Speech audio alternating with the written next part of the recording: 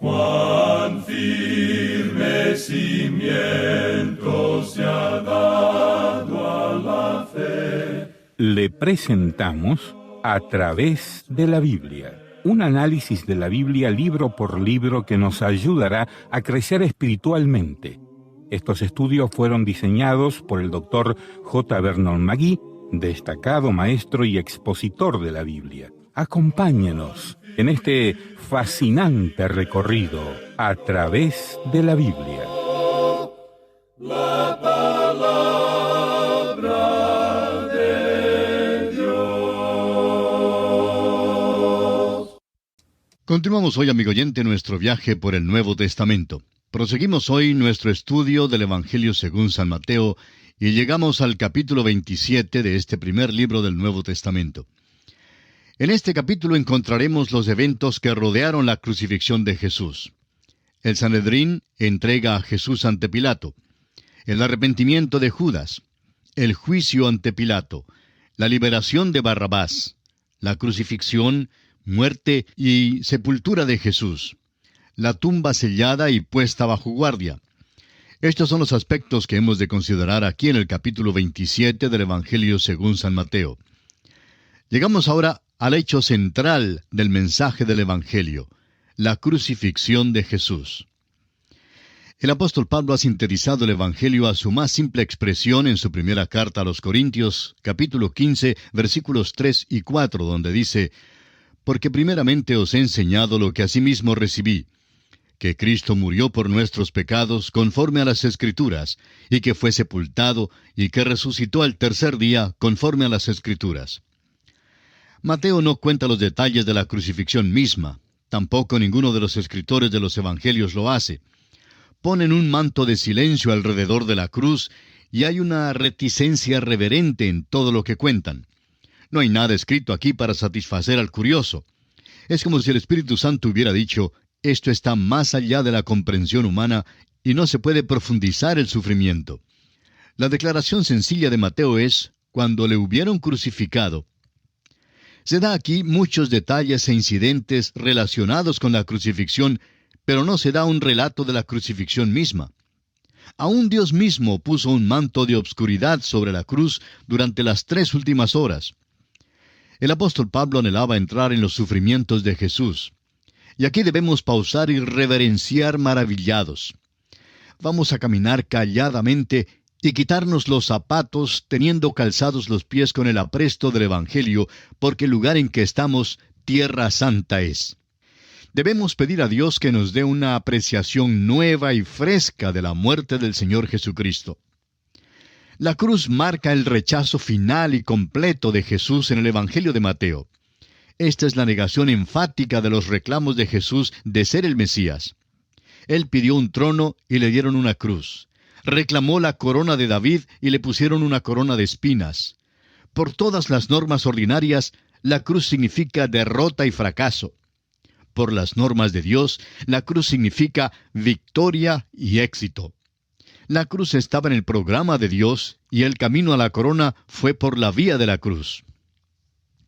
El apóstol Pedro escribió más tarde en su primera carta, capítulo 1, versículo 11, que esto aconteció según los profetas cuando testificaron de los sufrimientos de Cristo y las glorias que vendrían tras ellos.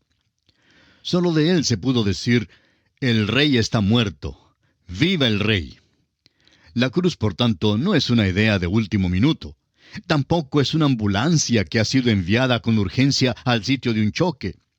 Todos los eventos aquí suceden según el horario de Dios, y el rey todavía manda.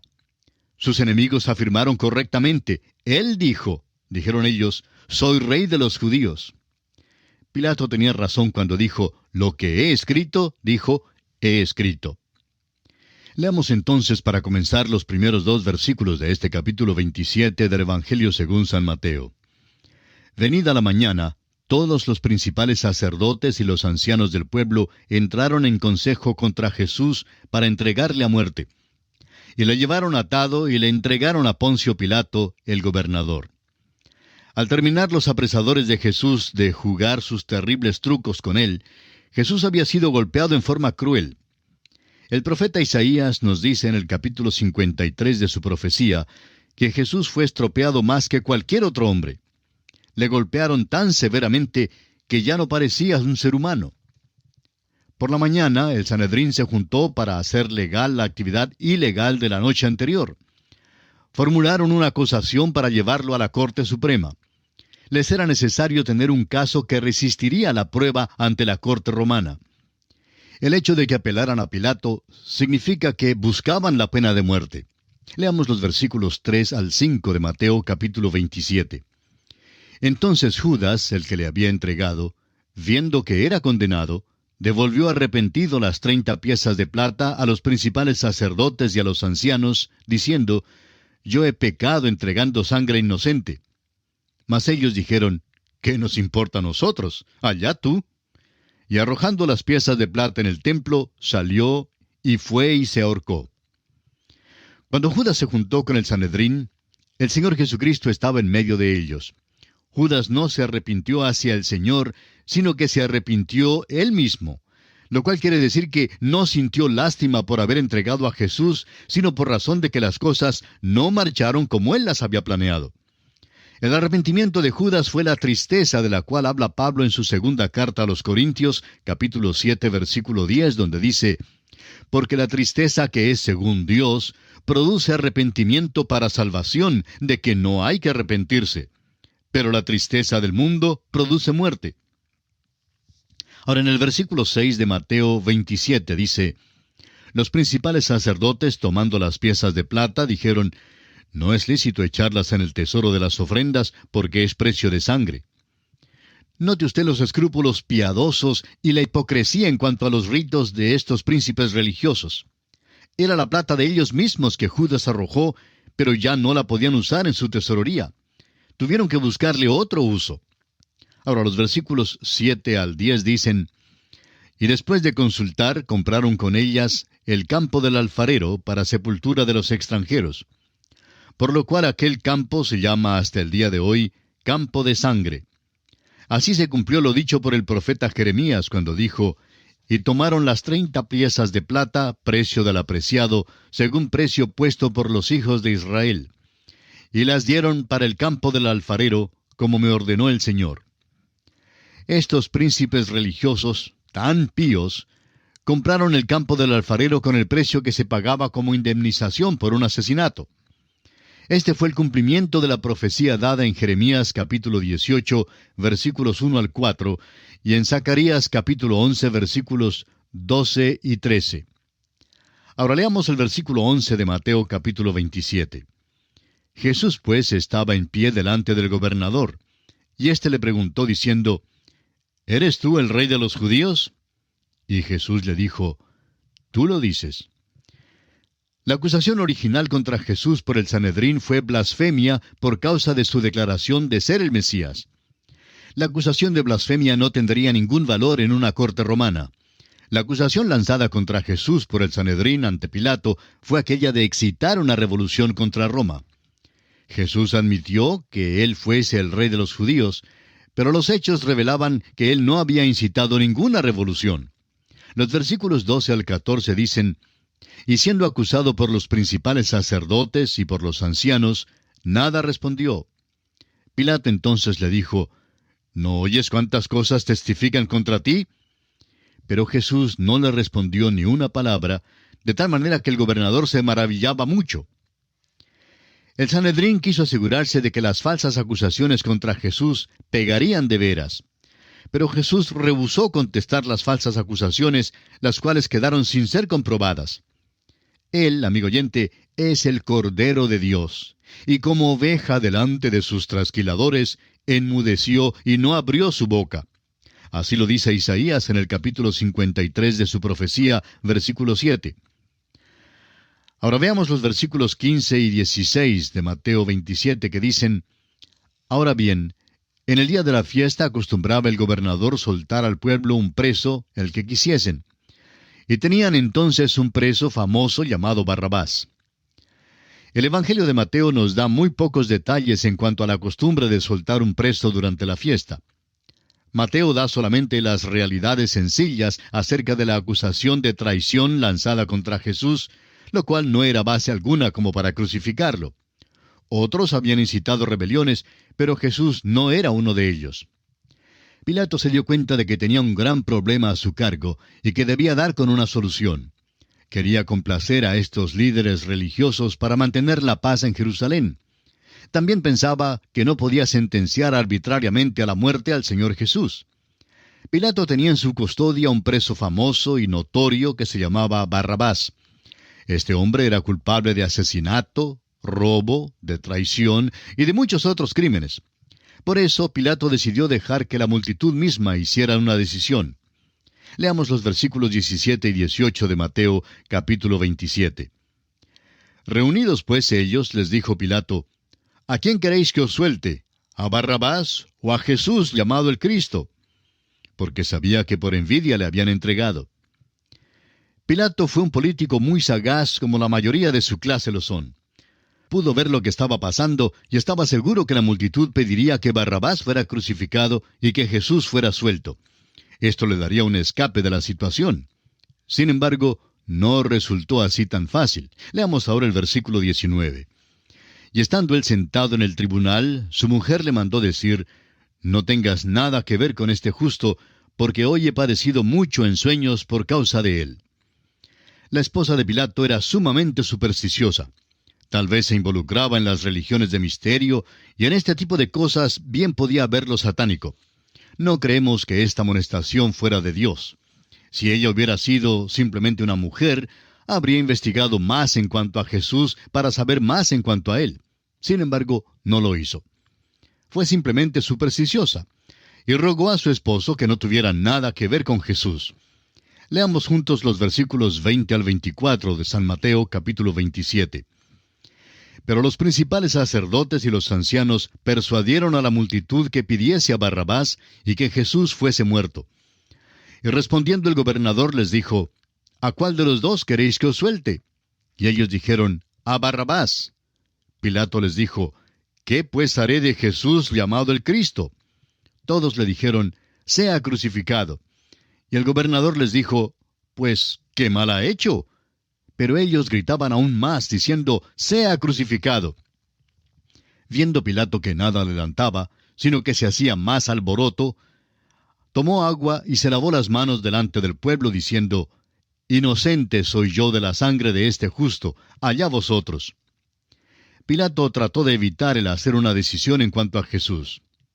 Un análisis cuidadoso de la parte que tuvo Pilato en el juicio revelará que él fue enjuiciado y que Jesús fue el juez.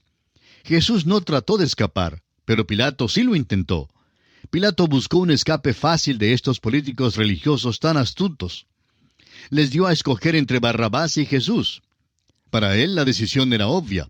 Descubrió que querían que Jesús muriera solo por envidia.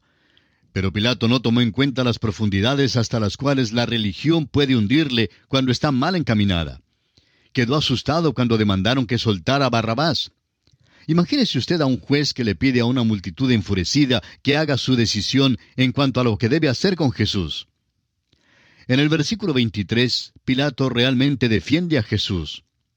En el rito de lavarse las manos, decidió que Jesús era inocente, y luego le entregó para ser crucificado. ¿Qué justicia romana es esta, amigo oyente? Amigo oyente, ¿qué le parece a usted Cristo? Este es el criterio que comprobará tanto su estado como su condición. No puede ser correcto en nada a menos que piense correctamente en cuanto a él. Pilato trató de lavarse las manos en cuanto a su decisión con respecto a Cristo, pero la sangre de Jesús todavía quedó en sus manos. Leamos ahora el versículo 25. Y respondiendo todo el pueblo dijo: Su sangre sea sobre nosotros y sobre nuestros hijos. Esta declaración realmente ha sido cumplida. Hasta el día de hoy, el pueblo judío ha tenido que pagar un precio muy alto por rechazar a su Mesías. Y ahora el versículo 26. Entonces les soltó a Barrabás, y habiendo azotado a Jesús, le entregó para ser crucificado. Pilato fue un mero títere y un político común. Trató de evitar el hacer una decisión y hasta se lavó las manos. No le fue nada fácil. Qué ironía que el credo más antiguo dice, crucificado bajo Poncio Pilato. Pilato fue obligado a hacer una decisión en cuanto a Jesús y decidió rechazarlo. Sigamos mirando la secuencia de este juicio injusto en los versículos 27 al 32. Entonces los soldados del gobernador llevaron a Jesús al pretorio y reunieron alrededor de él a toda la compañía, y desnudándole le echaron encima un manto de escarlata, y pusieron sobre su cabeza una corona tejida de espinas y una caña en su mano derecha, e hincando la rodilla delante de él, le escarnecían, diciendo, «Salve, Rey de los judíos». Y escupiéndole, tomaban la caña y le golpeaban en la cabeza. Después de haberle escarnecido, le quitaron el manto, le pusieron sus vestidos y le llevaron para crucificarle. Cuando salían, hallaron a un hombre de Cirene que se llamaba Simón. A éste obligaron a que llevase la cruz. Jesús fue sometido a una humillación abyecta y un sufrimiento único. Llegó a ser un juguete de una multitud cruel. Fue escarnecido y torturado de una manera terrible, horrible. Fue golpeado y estropeado a tal grado que probablemente ni podían identificarlo aquellos que lo conocían. Estaba tan débil a la hora que ya estaban listos para llevarlo al lugar de la crucifixión, que ni aún podía llevar su cruz, una cruz que aumentaba el sufrimiento del Señor.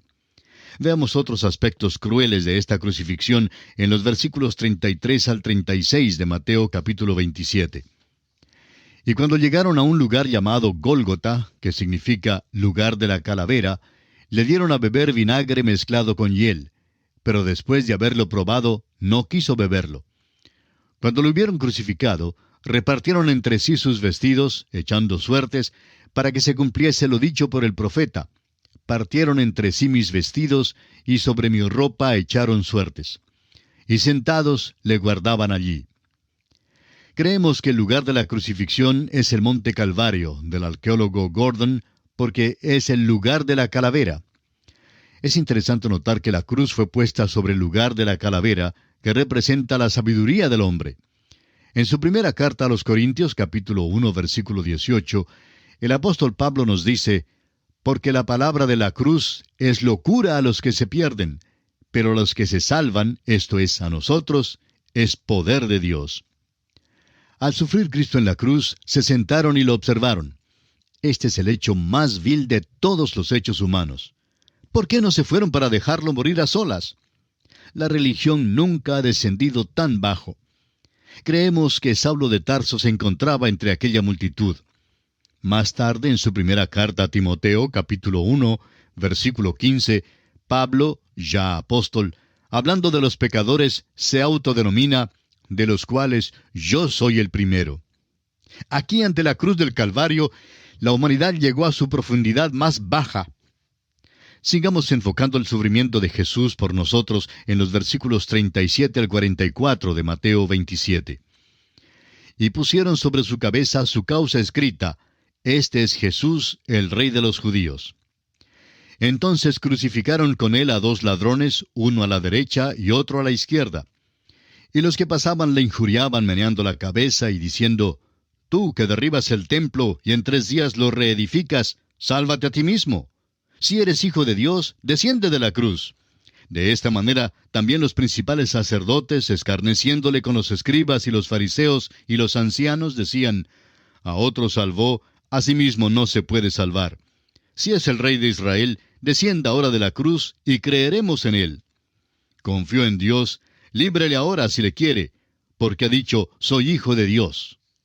Lo mismo le injuriaban también los ladrones que estaban crucificados con él. La acusación que usaron como pretexto para crucificar al Señor fue, «Este es Jesús, el Rey de los judíos».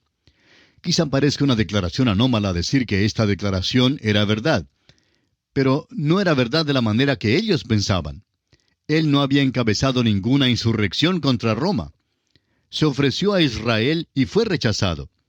Le exigieron que descendiera de la cruz si en verdad era el Hijo de Dios.